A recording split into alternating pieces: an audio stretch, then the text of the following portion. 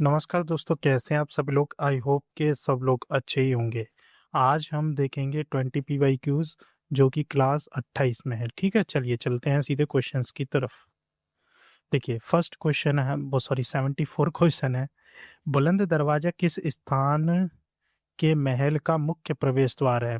Amer fort, Gwalior fort, Fatehpur Sikri और Agra fort. आपका सही आंसर कौन सा होगा? तो ध्यान रखिएगा, जो बुलंद दरवाजा है वो फतेहपुर सीकरी के फतेहपुर सीकरी में स्थित है और यही इसका मेन दरवाजा था। देखिए, अब बात आती है कि जो बुलंद दरवाजा है ये बनवाया किसने था। तो ध्यान रखिएगा, बादशाह अकबर। ठीक है, बादशाह अकबर ने इसको बनवाया था। किस लिए बनवाया था? देखिए, कुछ लोगों का मानना है कि जो गुजरात विजय हुई थी, गुजरात विजय, गुजरात विजय जब हुई थी तो उसके यादगार में इसको क्या बनवाया था, बनवाया था इसको। ठीक है, ध्यान रखिएगा।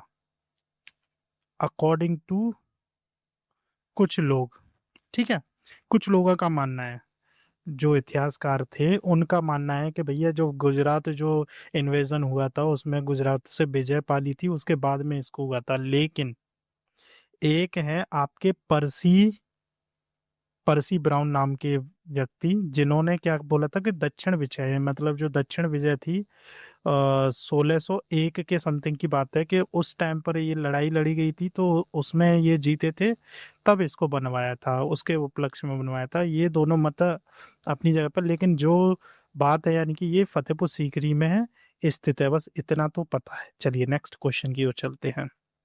प्रश्न नंबर है 75।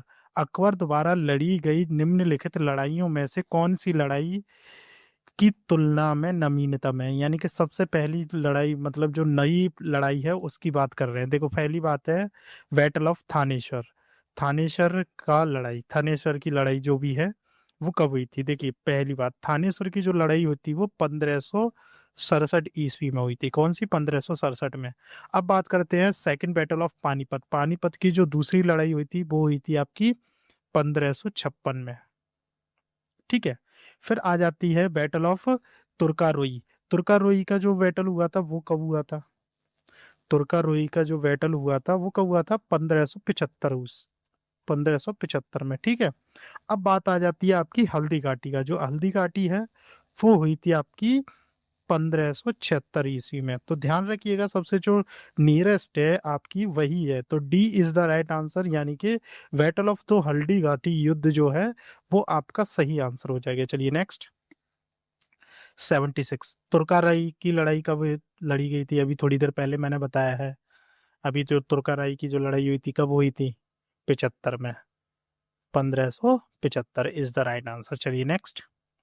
मुगल बादशाह अकबर का मकबरा कहाँ स्थित है? मुगल बादशाह, जो मुगल बादशाह अकबर थे उनका मकबरा कहाँ पर स्थित है, ये आपसे पूछा जा रहा है। तो ध्यान रखिएगा, Secunderabad, Sikandra is the right answer, जो कि कहाँ पर है? आगरा में। ठीक है, कहाँ पर है भैया? यहाँ लिख देता हूँ, आगरा। ठीक है, ध्यान रखिएगा, आगरा में ये क्या है, स्थित है, आगरा में स्थित है। अब देखिए, बात इसकी आ जाती है कि जो आगरा में, देखिए इस जो मकबरा है इसको भाई बनाना तो चाहता था अकबर ही, लेकिन इसका जो निर्माण करवाया था वो किसने करवाया था? जहांगीर ने। किसने करवाया था? जहांगीर ने। कब करवाया था? 1613 ईस्वी में। 1613 ईस्वी में इसको पूर्ण रूप से बनवा दिया था, कहने का मतलब इतना सा है। ठीक है, ध्यान रखिएगा।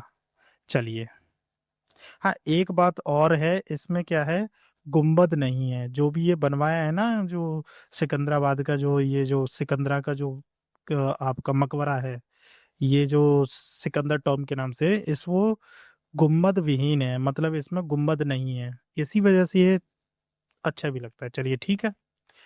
प्रश्न नंबर 78 है, अपने शासन के अंतिम वर्ष में अकबर की सत्ता का राजकुमार सलीम के विद्रोह का कारण लड़खड़ाई, मतलब विद्रोह के कारण लड़खड़ाई थी, जो भविष्य के सम्राट कहलाए जाएंगे। मतलब कब हुआ था? देखो सीधी सी बात है, जो राजकुमार सलीम था बादशाह, जिसका पिता कौन था? अकबर।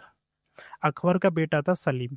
अब इसने क्या है, विद्रोह क्यों किया था, पहली बात तो ये होती है कि विद्रोह क्यों किया था। देखिए, जो राजकुमार सलीम है उसके जो बेटा था दानियाल, सॉरी दानियाल नहीं, सलीम का पुत्र था जो कि क्या नाम था उसका भाई, हम्म,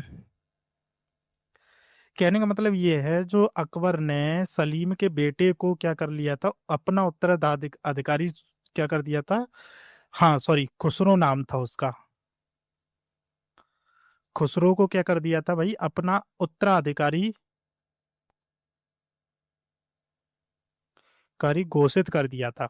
ठीक है, क्या कर दिया था, उत्तराधिकारी घोषित कर दिया था, जिससे नाराज होकर के भाई साहब ये जो सलीम जी हैं, जिसको आगे चल के जहांगीर के नाम से जाना जाता है, उसने क्या कर दिया, विद्रोह कर दिया, जिसके कारण क्या है, अकबर की जो सत्ता है वो थोड़ी सी हिलने डुलने लगी। ठीक है, तो भाई अकबर ने तो, भाई अकबर का बेटा है तो वो एक थोड़ा, अकॉर्डिंग टू इतिहास, वो थोड़ा नर्मदिली इंसान था, तो उसने उसको मजा क्या कर दिया, माफ कर दिया। फिर वहां से भाई जहांगीर का नाम अपना चलता रहा। तो ध्यान रखिएगा, what is the right answer is Jahangir. Jahangir is the right answer. ठीक है, चलिए चलते हैं नेक्स्ट। 79। अच्छा, एक चीज और है, जो अकबर का जो बेटा सलीम था ना, वो एकदम नशेड़ी टाइप का इंसान था। मतलब हमेशा क्या है, नशे में रहने का काम करता था भाई, सीधी सी बात तो ये है। देखिए, अकबर के बाद सत्ता संभालने वाले उनके पुत्र सलीम को डैश डैश किस के नाम से जाना गया था, तो Jahangir is the right answer. ध्यान रखिएगा, इसका अर्थ ही विश्व विजेता होता है। ठीक है, विश्व विजेता। चलिए नेक्स्ट, प्रश्न नंबर 80 है, जहांगीर किसका पुत्र था। अभी थोड़ी देर पहले ही बताया भैया, Akbar is the right answer. Akbar का पुत्र था वो। किसका पुत्र था, अकबर का। चलिए नेक्स्ट, 81, जहांगीर का जन्म डैश डैश वर्ष में हुआ था। जहांगीर का जो जन्म हुआ था वो किस वर्ष में हुआ था, ये आपसे पूछा जा रहा है भाई, बता दीजिए किस वर्ष में हुआ था। तो ध्यान रखिएगा, 1569, यानी कि 1559, उनहत्तर सॉरी, 69 ईस्वी में क्या हुआ था भाई, जहांगीर का जन्म हुआ था। ठीक है, ध्यान रखिएगा, जहांगीर का जन्म हुआ था। अब देखिए, बात सीधी सी इतनी सी आती है, जो जहांगीर था इसके जन्म की कहानी क्या है। थोड़ी सी बात ही है, देखिए, जो अकबर जी थे, उन्होंने क्या किया था भैया, बहुत सारी मिन्नतें की। फतेहपुर सीकरी के जो शेख चिश्ती जी की जो मजार बनी हुई है, उनके आशीर्वाद से, नाम था मरियम उज़मानी। किसका नाम था, मरियम उज़मानी। किसका पुत्र था भैया ये, मरियम उज़मानी, जो कि अकबर की क्या थी, पत्नी थी। ठीक है, उन्होंने क्या किया था 1569 में भैया, सॉरी 69, अब ठीक है, 69 में इस नशेड़ी इंसान को क्या कर दिया, जन्म दिया था। हाँ, अकबर भाई जहांगीर को क्या नाम से बोलते थे, शेख बाबू के नाम से जानते थे, शेख बाबू के नाम से बुलाते थे, इस बात को भी ध्यान रखिएगा। चलिए, अच्छा, जो सलीम हैं उनके जो मुख्य शिक्षक थे वो अब्दुल रहीम खाना थे। ठीक है, ध्यान रखिएगा। चलिए नेक्स्ट, ये भी पूछ लेता है ना। 82, देखिए, जहांगीर 1605 से लेकर के 1607 27 ईस्वी किस वंश का शासक था। सब सभी को पता है, मुगल वंश इज द राइट आंसर। चलिए, मुगल वंश का शासक था भैया। और ध्यान रखिएगा, इसका जो है टाइम पीरियड भी याद रखिएगा, टाइम पीरियड वो पूछ लेता है कभी कभी, तो कोई बात नहीं है, आप लोग याद रख लीजिएगा, 1605 से लेके 1627 के बीच में। अब 83 वाला है, जहांगीर के साथ के काल में मुगल दरबार में आने वाला पहला पहला अंग्रेज कौन था। तो देखिए, ये है भाई आपका Paul Canning, captain William Hawkins, William Edward, Raphael Pinch. इसमें से आपका सही आंसर कौन सा होगा? तो ध्यान रखिएगा, captain Hawking is the right answer. Captain Hawking is the right answer. ठीक है भाई, captain Hawking is the right answer.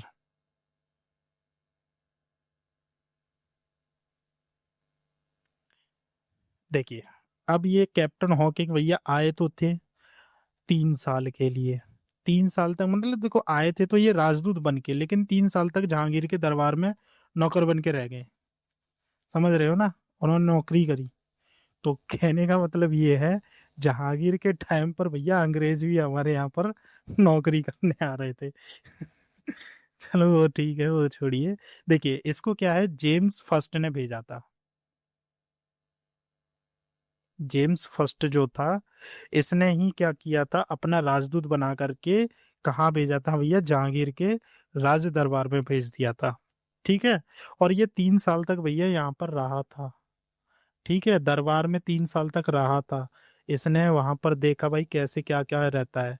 लेकिन जैसे ही क्या है, ये क्या है, इसके बाद में ही आ जाते हैं एक सर थॉमस। अरे यार, इसको यहां लिख दो, sir Thomas raw. Sir Thomas raw के नाम के ये दूसरे सेकंड, सेकंड बोल सकते हैं, सेकंड जो थे, आ जाते हैं भैया फिर दोबारा से जहांगीर के दरबार में। ठीक है। कहाँ पर भाई? अजमेर में। कहाँ पर? अजमेर में। चलिए नेक्स्ट। हाँ, क्वेश्चन नंबर है तुम्हारा 84। सर थॉमस रो इंग्लैंड के किंग जेम्स फर्स्ट के आधिकारिक राजदूत के रूप में किस मुगल सम्राट के दरबार में आए थे?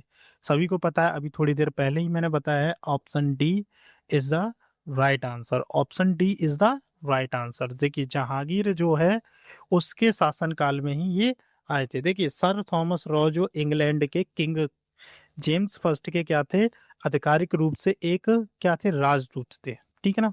जेम्स फर्स्ट जो इंग्लैंड के किंग थे, उनके आधिकारिक राजदूत थे आपके ये सर थॉमस रॉ।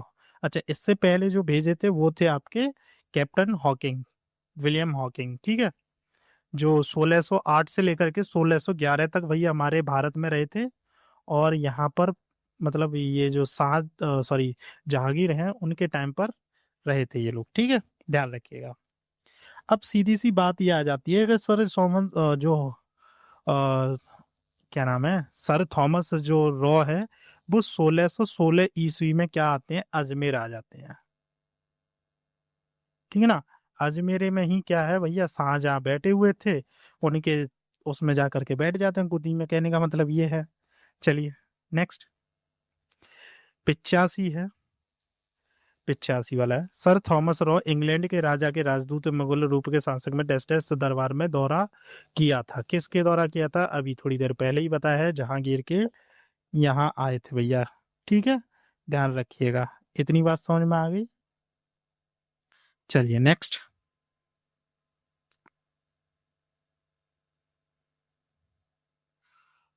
86, डेस्टेस के शासनकाल में कैप्टन हॉकिंस और सर थॉमस रॉ ने भारत आए थे भैया। भारत आए थे कौन के में? जहांगीर के में ही आए थे। ठीक है, जहांगीर के में आए थे। इस बात को ध्यान रखिएगा। चलिए नेक्स्ट। प्रश्न नंबर 87 है। भारत में 1617 ईस्वी में वेस्ट ईस्ट इंडिया कंपनी को व्यापार करने की टेस्टेस अनुमति दी थी। किसने दी थी अनुमति? कहने का मतलब ये है। तो D is the right answer, Jahangir is the right answer. ठीक है ना भैया? अब यहां से इनकी क्या है, दादागिरी शुरू होने की व्यवस्था चलती है। तो जहांगीर ने सबसे पहले ये गलती कर दी। ठीक है, चलिए नेक्स्ट। प्रश्न 88। सलीम चिश्ती की दरगाह किस में स्थित है? किस में स्थित है? सलीम चिश्ती की पूछ रहा है भैया, बता दीजिए। देखिए, हुमायूं का मकबरा, फतेहपुर सीकरी, ग्वालियर का किला, आगरे का किला। तो ध्यान रखिएगा, Fatehpur Sikri is the right answer. जो फतेहपुर सीकरी है उसी में है आपकी सलीम चिश्ती की दरगाह बनाई गई है। सभी को पता है भैया, सलीम चिश्ती की जो दरगाह है वो आगरा जिले के फतेहपुर सीकरी में स्थित है। ठीक है, सभी को पता है। अच्छा, अब ये जो कहने का मतलब ये है, जो भाई सफेद संगमरमर का यूज किया है उसमें बनाने के लिए, बहुत खूबसूरत तो अच्छी है, मैंने भी देखी है, आप भी देखिए जा करके। क्वेश्चन नंबर 89 है, किस संत के सम्मान में डैश डैश आगरा के फतेहपुर सीकरी का निर्माण किया गया था? भैया Agra, Sheikh Salim Chishti is the right answer, same चलीक Chishti is the right answer. चलिए नेक्स्ट, 90वां प्रश्न है, नूर जहां किस मुगल सम्राट की पत्नी थी? अब नूर जहां की बात चल रही है, नूर जहां, तो ध्यान रखिएगा, नूर जहां जो है जहांगीर की पत्नी थी, Jahangir. C is the right answer, Jahangir. देखिए, मुगल सम्राट जो जहांगीर है, नाम है मेहरुनिशा से 1611 ईस्वी में क्या कर लेता है? विवाह कर लेता है, मतलब निकाह कर लेता है। ठीक है, निकाह कर लेता है। अब निकाह करने के बाद उसे नूर जहां की उपाधि प्रदान करता है। नूर जहां का मतलब है विश्व ज्योति।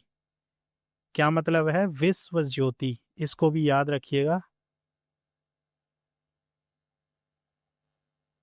विश्व ज्योति इस किसका? नूर जहां का मतलब है विश्व ज्योति। ठीक है, ध्यान रखिएगा। चलिए नेक्स्ट,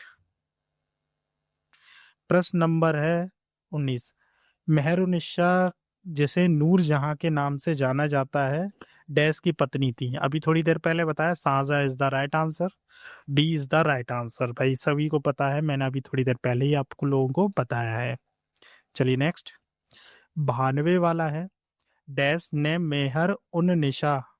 मेहरुनिशा के निकाह किया, जिसे उसने नूर जहां यानी कि विश्व ज्योति की उपाधि प्रदान की थी? किसने की थी भाई?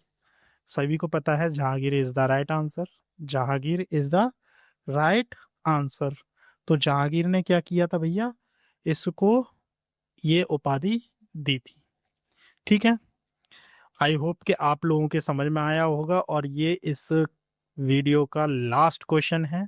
तो at the last I am saying only, video को शेयर कीजिए और चैनल को सब्सक्राइब कर लीजिए, और मिलते हैं आपसे हम लोग नेक्स्ट वीडियो में। तब तक बने रहिए, पढ़ते रहिए और स्वस्थ रहिए।